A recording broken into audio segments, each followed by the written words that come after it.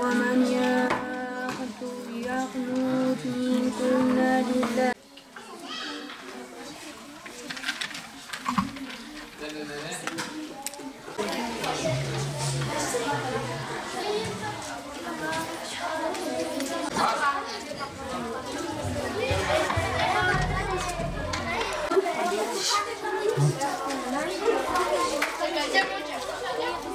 أجرها مرتين وأعتدنا لها 4 oldu 3 yıl boyunca Kur'an, büyük Kur'an'dayım.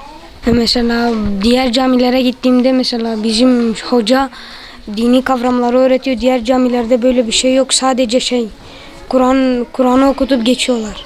Dini bilgiler peygamberler hakkında, melekler hakkında, kabir azabı hakkında, namaz hakkında, abdest hakkında.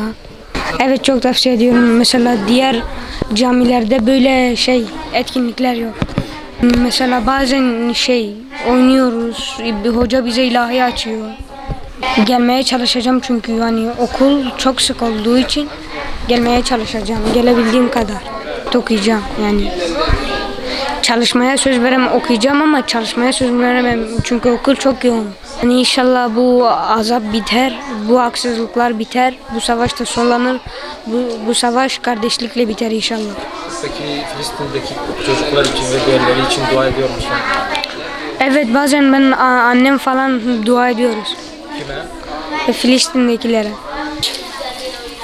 Yasin, Umut ve bir kız kardeşim. Abdest almayı, dinimizi öğrendik, melekleri öğrendik, namaz kılmayı öğrendik. Öğreniyoruz. Barışsınlar, biz her zaman dua ediyoruz. Ve inşallah bu savaş bitsin. Bazen gelirim ama söz edemem ama belki gelemem. Söz edemiyor ama belki çalışamıyor. Bir aydır geliyorum. Geçen sene giremedim. Yok, yaşımdan dolayı değil, burada değildik. Kur'an'a geçtim, Kur'an'ı öğrendim. Namazın farzlarını öğrendim. Abdestin farzlarını öğrendim. Uyguluyoruz, evet. Bu konuda yapın, yani eksik kalmayın falan demek istiyorum. Yeni geçtim. Okuyabiliyorum. Şu an 30. cüzdeyim. Ablamla birlikte geliyoruz. Böyle. Diğer arkadaşlarıma tavsiye ediyorum. Bence onlar özgür bırakılmalı. İsrail onlara ateş atmamalı, bomba atmamalı, özgür kalmalılar. Haziran'ın başlarında. Hocamız çok iyi, bize cüzleri veriyor, dinimizi öğretiyor. Bundan da memnunuz. Kur'an'ı hatmetme duygusundayız. Az kaldı da. Bir yıl önce başladım Kur'an'a. Arkadaşlarımla beraber. Veririm, herkesin Kur'an'ı okuma duygusunda gelebilir buraya. Çok güzel bir duygu. Bir de çocuklar bu Kur'an çabalarından dolayı bir şeyler de, şekerler de dağıtabiliyorlar. Bunlar da çok güzel. Biz de dağıttık.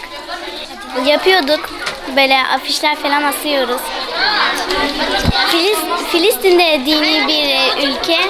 Onlar da Kur'an'ı seviyor. Onlar da okuyabilir. İsrail kafir. Onların galiba ne istediğini bilmiyorum. Sona ermesini isterim. Gelmek isterim. İman benim tanıdığım akrabamdan biri. Bir aydır buraya geliyoruz. Kur'an'a geçtim. Birkaç soru soruyor, onları cevaplıyoruz, öğreniyoruz. Arkadaşlarımla beraber geliyorum. 1-2 kişiyle beraber geliyorum. Evet, seviyoruz. Evet, gelmek isterim. Çok güzel.